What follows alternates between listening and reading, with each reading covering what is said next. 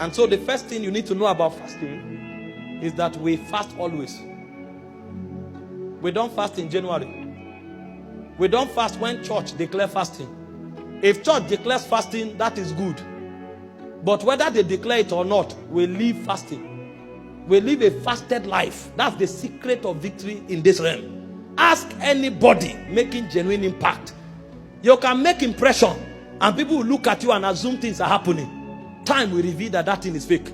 If what you are doing is genuine, you must put fasting at the foundation. If it is not there, it will fail.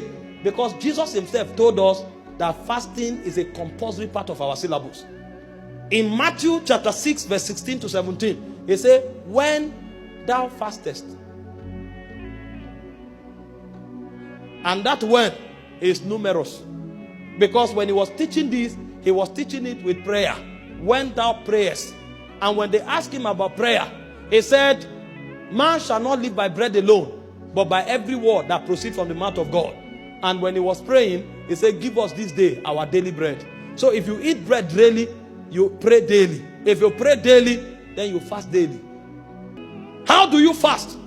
Number one, when you fast, basically fasting, like you know, is to starve yourself from distraction, including food, in order to seek God. That's what fasting is. Starve yourself of distractions, both illegitimate and legitimate distractions, in order to allow you time to seek God. So if you are not seeking God, you are not fasting. It could be a hunger strike. Are we together? But in addition to avoidance of such things, there are a few things that must be added to that starving process while you are yet seeking God. And that's what I mean when I say, how do you fast? You fast with righteous living. If you are fasting and your life and your lifestyle is not consistent with the standard of righteousness, stop. You are wasting your time. God will reject you. So fasting is not just a time of avoiding food. It's actually a time of calling your attention to righteous and just living. Because it is that just living that validates that fast before God. Many persons are fasting, they are oppressing the house girl. The child is eating chicken, the house girl is drinking garri without sugar. You just went on hunger strike for 40 days. You didn't fast.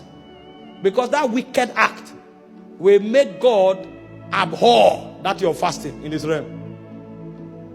Somebody is fasting and is suppressing his workers at work.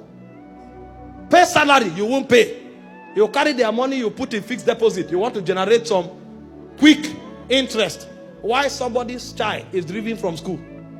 Why somebody has no food to eat? And you come to church, you say, you are a spiritual person. They call you a woman of God. You say, bless you, bless you. You are a wolf in sheep clothing. A wolf. You say you are fasting. Somebody is laboring, trying to make progress in life, and you are doing everything possible to stop that person. That is not fasting. Don't kill yourself. This is why many people have ulcer. Because the power of God does not come, the presence of God does not come to shield them. If you go hungry for a long time, it can kill you. The reason that hunger does not affect your system is because the presence of God comes to shield you. Why do you think Moses was able to stay without food and water for 40 days? It was because of the intensity of the presence of God. And so if you don't fast correctly, that excess hunger will trigger a negative reaction that will destroy you. But if you fast correctly, that fasting can become even of medicinal value.